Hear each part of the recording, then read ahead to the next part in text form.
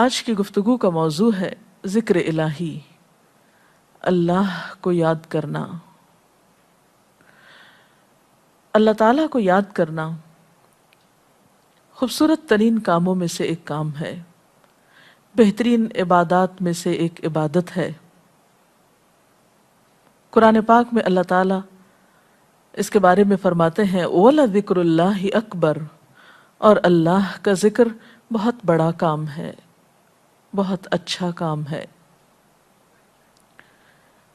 حقیقت یہ ہے کہ انسان جس چیز سے محبت کرتا ہے اس کو ضرور یاد کرتا ہے، اس کا ذکر کرتا ہے، دل ہی دل میں بھی اور زبان سے بھی، کیونکہ جس چیز کی محبت انسان کے دل میں ہوتی ہے وہ چیز زبان پر آ کر رہتی ہے۔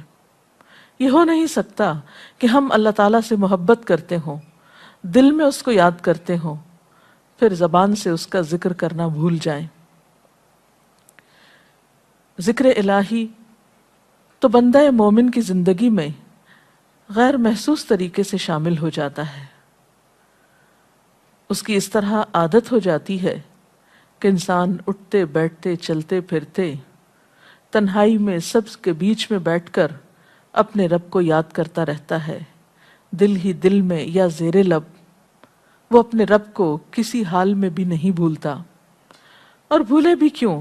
اس لیے کہ اس کی ذات پر رب کے احسانات ہر ایک سے بڑھ کر ہیں، اس کی نگاہیں ہر طرف رب کے کمالات دیکھتی ہیں، وہ ہر طرف رب کی نعمتوں کو دیکھ کر سرشار ہوتا رہتا ہے۔ وہ جس طرف بھی نظر اٹھاتا ہے وہیں اس کو رب کی قدرت اور تخلیق نظر آتی ہے، اپنے سامنے، دائیں بائیں، اوپر نیچے، ہر طرف زمین آسمان، جو کچھ بھی بنا ہوا ہے، جو کچھ بھی پھیلا ہوا ہے، وہ سب اس کے رب کا بنایا ہوا ہے۔ پھر وہ اس رب کو کیسے بھلا سکتا ہے؟ قرآن پاک میں اہل ایمان کو ذکر کرنے کی تلقین کی گئی ہے۔ اللہ سبحانہ وتعالیٰ فرماتے ہیں فَاذْكُرُونِي أَذْكُرْكُمْ، تم مجھے یاد کرو، تم میرا ذکر کرو، میں تمہیں یاد کروں گا۔ ایک اور جگہ پر فرمایا وَاذْكُرْ رَبَّكَ فِي نَفْسِكَ تَضَرُّعًا وَخِيفَةً وَدُونَ الْجَهْرِ مِنَ الْقَوْلِ بِالْغُدُوِّ وَالْآصَالِ وَلَا تَكُن مِّنَ الْغَافِلِينَ، اور اپنے پروردگار کو دل ہی دل میں عاجزی اور خوف کے ساتھ اور آہستہ آواز سے صبح و شام یاد کرتے رہو، اور دیکھنا غافل نہ ہونا، یعنی رب کی یاد سے کبھی بھی غفلت اختیار نہ کرنا۔ ایک اور جگہ پر فرمایا وَاذْكُرُوا اللَّهَ كَثِيرًا لَعَلَّكُمْ تُفْلِحُونَ، اور اللہ کا ذکر کرو کثرت کے ساتھ، بہت زیادہ۔ کیوں؟ لعلکم تفلحون، تاکہ تم فلاح پاؤ، کامیاب ہو جاؤ۔ اس سے پتہ چلتا ہے کہ اللہ تعالیٰ کو یاد کرنا کامیابی کی علامت ہے، اللہ کے ذکر میں کامیابی کی ضمانت ہے۔ مومن مردوں اور عورتوں کی صفت قرآن پاک میں یہی بیان کی گئی ہے کہ وہ بہت زیادہ اللہ کا ذکر کرنے والے ہوتے ہیں۔ سورۃ الاحزاب میں آتا ہے وَالذَّاكِرِينَ اللَّهَ كَثِيرًا وَالذَّاكِرَاتِ، اور اللہ کا ذکر کرنے والے مرد اور اللہ کا ذکر کرنے والی عورتیں جو کثرت سے اللہ کا ذکر کرتی ہیں۔ کثیراً اعد اللہ لہم مغفرۃ واجرا عظیما، اللہ نے ان کے لیے بخشش اور بہت بڑے اجر کا وعدہ کر رکھا ہے۔ اور پھر یہ کہ ذکر کرنے کے لیے کوئی خاص وقت مقرر نہیں، انسان ہر حال میں ذکر کر سکتا ہے، ہر وقت میں ذکر کر سکتا ہے۔ نبی صلی اللہ علیہ وسلم کے بارے میں آتا ہے کان یذکر اللہ فی کل احیانہ، آپ ہر وقت میں، یعنی ہر قسم کے وقت میں، یعنی دن میں یا رات میں، صبح میں یا شام میں اللہ کا ذکر کیا کرتے تھے۔ حدیث پاک میں آتا ہے، حضرت ابو موسیٰ اشعری سے روایت ہے مثل الذی یذکر ربہ والذی لا یذکرہ مثل الحی والمیت، رواہ البخاری۔ آپ صلی اللہ علیہ وسلم نے فرمایا اس شخص کی مثال جو اپنے رب کا ذکر کرتا ہے زندہ انسان کی طرح ہے، اور اس کی مثال جو اپنے رب کا ذکر نہیں کرتا مردہ شخص کی طرح ہے۔ گویا ذکر کرنے والا اور نہ کرنے والا ان دونوں کے درمیان اتنا ہی فرق ہے جتنا ایک زندہ اور مردہ انسان میں فرق ہوتا ہے. اور یہ فرق کتنا بڑا ہے. یعنی انسان تو وہی ہوتا ہے، لیکن زندہ انسان میں اور مردہ انسان میں زندگی اور موت کا فرق ہے. بالکل اسی طرح جو شخص اپنے رب کو یاد کرتا ہے، اس کا ذکر کرتا ہے، اس کے اندر ایک زندگی ہے، اس کے اندر ایک خاص خوشی ہوتی ہے، اطمینان ہوتا ہے. اور وہ جو نہیں کرتا اس کا دل مردہ ہوتا ہے، اس کے اندر زندگی کی کوئی امنگ نہیں ہوتی.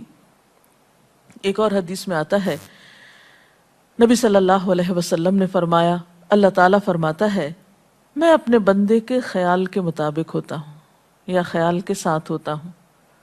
جو خیال وہ میرے بارے میں رکھتا ہے میں اسی کے مطابق اس کے ساتھ معاملہ کرتا ہوں، اور میں اس کے ساتھ ہوتا ہوں جب وہ مجھے یاد کرتا ہے. گویا ذکر کرنے والے اللہ کی مدد کے مستحق ہوتے ہیں. یعنی اللہ ایسے بندوں کے ساتھ ہوتا ہے جو ذکر کرتے رہتے ہیں. اگر وہ مجھ کو اپنے دل میں یاد کرتا ہے تو میں بھی اس کو اپنے دل میں یاد کرتا ہوں، اور اگر وہ مجھے کسی جماعت میں بیٹھ کے یعنی کسی گروپ میں یعنی پبلک میں بیٹھ کے یاد کرتا ہے تو میں اس کو اس سے بہتر جماعت میں یاد کرتا ہوں، یعنی فرشتوں کی جماعت میں یاد کرتا ہوں. تو گویا فَاذْكُرُونِي أَذْكُرْكُمْ، تم مجھے یاد رکھو میں تمہیں یاد رکھوں گا. تو جو شخص بھی یہ چاہتا ہو کہ اللہ تعالیٰ اس کو یاد رکھے، اس کی مشکل میں اس کی مدد کرے، تو اس کے لیے کیا ضروری ہے کہ پھر وہ ذکر کرتا رہے. اور ذکر تمام عبادات کو خوبصورت بناتا ہے. مثلا روزہ رکھنا ایک عبادت ہے، لیکن جس روزے میں ذکر الہی ہو اس کا اجر و ثواب کئی گنا بڑھ جائے گا. حج ایک عبادت ہے بذات خود، حج کا سفر ایک عبادت ہے، لیکن اس سفر میں انسان اگر ذکر الہی کرتا رہے تو اسی حج کا ثواب کئی گنا بڑھ جائے گا. اور نماز تو سراسر ہے ہی اللہ کی یاد کا نام. اقم الصلاۃ لذکری، نماز قائم کرو میری یاد کے لیے. اللہ کے ذکر کا بہترین طریقہ ہے. ایک اور موقع پر آپ صلی اللہ علیہ وسلم سے جب یہ پوچھا گیا کہ سب سے اچھی نماز کس کی، سب سے اچھا روزہ کس کا، سب سے اچھا حج کس کا، سب سے اچھا مجاہد کون، تو آپ صلی اللہ علیہ وسلم نے ہر بار یہی جواب دیا کہ جو اپنے ان کاموں میں ذکر الہی کثرت کے ساتھ کرے.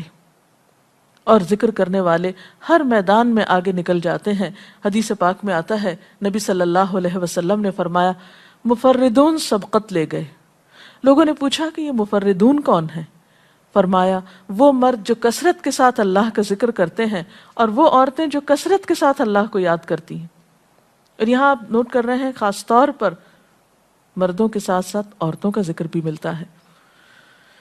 حضرت عبداللہ بن بصر فرماتے ہیں کہ ایک شخص نے عرض کیا یا رسول اللہ صلی اللہ علیہ وسلم، بے شک اسلام کے احکام مجھ پر بہت ہیں، یعنی ذمہ داریاں بہت ہیں، کرنے کے کام بہت ہیں.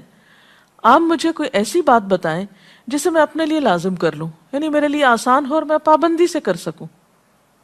تو آپ صلی اللہ علیہ وسلم نے فرمایا لا یزال لسانک رطبا من ذکر اللہ، کہ ایک چیز پابندی سے پکڑ لو، اور وہ کیا کہ تیری زبان ہمیشہ اللہ کے ذکر سے تر رہے، ہر دم اللہ کو یاد کرتے رہو. اور یہ ایک حقیقت ہے کہ انسان کوئی بھی کام کر رہا ہو، مثلا خواتین کھانا پکا رہی ہیں، گھر صاف کر رہی ہیں، واک کر رہی ہیں، کوئی بھی کام کر رہی ہیں اس طرح کا، تو اس میں ساتھ ساتھ اللہ کی یاد کرتی رہیں. سبحان اللہ، الحمدللہ، اللہ اکبر، استغفر اللہ، لا الہ الا اللہ، ان اذکار کا ورد کرتے رہیں، تو اس میں کام بھی ہوتا رہے گا اور اس کے ساتھ ساتھ اللہ کی یاد بھی ہوتی رہے گی. خصوصی طور پر دو کلمات ایسے ہیں جن کے بارے میں بہترین اجر کی خوشخبری سنائی گئی. آپ صلی اللہ علیہ وسلم نے فرمایا کلمتان، دو کلمات ایسے ہیں خفیفتان علی اللسان، جو زبان پہ بہت ہلکے ہیں، یعنی پڑھنے میں کچھ مشکل نہیں. ثقیلتان فی المیزان، میزان میں بہت بھاری ہیں. حبیبتان الی الرحمن، رحمان کو بہت محبوب ہیں. اور وہ کیا ہیں؟ سبحان اللہ و بحمدہ، سبحان اللہ العظیم. چلتے پھرتے، اٹھتے بیٹھتے، کام کاج کرتے، تسبیح پڑھتے رہنا، ذکر کرتے رہنا، انسان کے دل کو جہاں اطمینان بخشتا ہے وہاں اس کے کام کو آسان بھی کر دیتا ہے، اور اللہ کی مدد بھی ساتھ ہوتی ہے۔ اور قرآن پاک میں ایسے لوگوں کے لیے خوشخبری ہے، الا بذکر اللہ تطمئن القلوب، سنو اللہ کے ذکر سے دلوں کو اطمینان ہوتا ہے۔ اور ویسے بھی میزان میں بہت بھاری نیکی ہے۔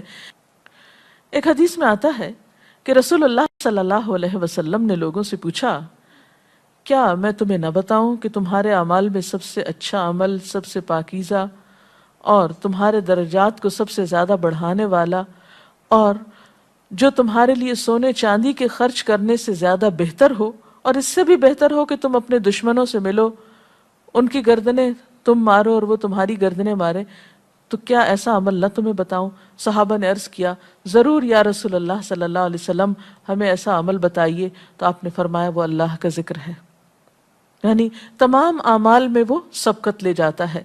اسی طرح ایک اور حدیث میں ہے، رسول اللہ صلی اللہ علیہ وسلم نے فرمایا کہ جب بھی کچھ لوگ بیٹھتے ہیں اور وہ اللہ کا ذکر کرتے ہیں، یعنی کسی مجلس میں اکٹھے ہو کر بیٹھتے ہیں، تو اللہ کی رحمت ان کو ڈھانپ لیتی ہے، ان پر سکینت نازل ہوتی ہے، اللہ تعالیٰ ان کا اپنے ہاں ذکر کرتے ہیں۔ گویا اکیلے بھی ذکر کیا جا سکتا ہے اور کسی مجلس میں اکٹھے بیٹھ کر بھی۔ پھر اسی طرح صبح و شام بھی، جیسا کہ قرآن پاک میں آتا ہے، وَسَبِّحْ بِحَمْدِ رَبِّكَ قَبْلَ طُلُوعِ الشَّمْسِ وَقَبْلَ غُرُوبِهَا، اپنے رب کی تسبیح بیان کرو سورج نکلنے سے پہلے اور اس کے غروب ہونے سے پہلے۔ ایک اور جگہ پر آتا ہے وَسَبِّحْ بِحَمْدِ رَبِّكَ بِالْعَشِيِّ وَالْإِبْكَارِ، اپنے رب کی حمد و ثنا بیان کرو عشی کے وقت یعنی عصر کے وقت، والابکار اور صبح کے وقت۔ عشی کا لفظ جو ہے یہ زوال شمس سے غروب شمس کے درمیانی وقت کو کہتے ہیں۔ پھر اسی طرح انبیاء علیہ السلام کے بارے میں ہم دیکھتے ہیں، حضرت داؤد علیہ السلام بہت خوبصورت آواز سے، بہت خوبصورت انداز میں اللہ تعالیٰ کا ذکر کیا کرتے تھے۔ نبی صلی اللہ علیہ وسلم نے ایسے لوگوں کے بارے میں بہت خوشخبریاں دی ہیں، اور سب سے بڑی خوشخبری کیا ہے کہ خود اللہ تعالیٰ کا تقرب انسان کو حاصل ہوتا ہے، انسان کے گناہوں کا کفارہ ہوتا رہتا ہے، اور بعض اذکار جو بظاہر تو بہت معمولی نظر آتے ہیں لیکن ان کا اجر و ثواب اتنا ہے کہ انسان حیران ہوتا ہے کہ اتنے کم کلمات کے بدلے اتنا بڑا ثواب۔ جیسے نبی صلی اللہ علیہ وسلم نے فرمایا کہ الحمدللہ کہنا میزان کو بھر دیتا ہے۔ اب الحمدللہ دو لفظ ہیں، لیکن جو شخص دل سے اس کو ادا کرتا ہے تملا المیزان، میزان بھر جاتا ہے اس سے۔ سبحان اللہ، الحمدللہ کے کلمات آسمانوں اور زمین کے درمیان کو پر کر دیتے ہیں، اتنا اجر و ثواب ہے ان چھوٹے چھوٹے کلمات کا بھی، لیکن اکثر شیطان ہمیں ان سے غافل رکھتا ہے۔ تو ضرورت اس بات کی ہے کہ ہم کثرت کے ساتھ اللہ کو یاد کرنے والے ہوں، تاکہ ہمارے دین و دنیا کے کام سنور جائیں اور آخرت میں اللہ کے محبوب اور مقرب بندوں میں ہمارا شمار ہو۔ اگر اس سلسلے میں آپ کے ذہن میں کوئی سوال ہے تو آپ کر سکتے ہیں۔ جی آپ پوچھیں۔ محترم ڈاکٹر صاحبہ، ہمیں آپ بتائیں گے کہ مسنون اذکار کی طرف ہمیں رہنمائی فرمائیے۔ بہت سی کتابیں ایسے ہیں جس میں نبی صلی اللہ علیہ وسلم سے ہر موقع کی مناسبت سے اذکار مذکور ہیں۔ مثلا آپ دیکھیے کہ آپ صلی اللہ علیہ وسلم جب نیند سے بیدار ہوتے تھے تو اس وقت اللہ تعالیٰ کے ذکر سے دن کا آغاز کرتے تھے۔ صبح کے وقت الحمدللہ الذی احیانا بعدما اماتنا والیہ النشور۔ پھر اسی طرح بستر سے اٹھنے کے بعد انسان اپنے قضاء حاجت کے لیے اگر واش روم میں جاتا ہے تو اس وقت بیت الخلاء میں داخل ہونے کے وقت کا ذکر ہے۔ پھر بیت الخلاء سے باہر آنے کے وقت نبی صلی اللہ علیہ وسلم جب تہجد کے وقت اٹھتے تھے تو وضو سے پہلے آسمان کی طرف نگاہ اٹھا کر سورۃ آل عمران کی آخری آیات پڑھا کرتے تھے۔ پھر اسی طرح سحری کے وقت خاص طور پر استغفار کا حکم ہے۔ پھر انسان وضو کرتا ہے تو وضو سے قبل اور وضو کے آخر میں ذکر بتایا گیا، اور وضو کے آخر کا ذکر سبحانک اللہم و بحمدک اشہد ان لا الہ الا انت استغفرک و اتوب الیک کا اتنا ثواب بتایا گیا کہ ایسے شخص کے لیے جو پابندی کے ساتھ یہ ذکر کرتا ہے اس کے لیے جنت کے 8 دروازے کھل جاتے ہیں۔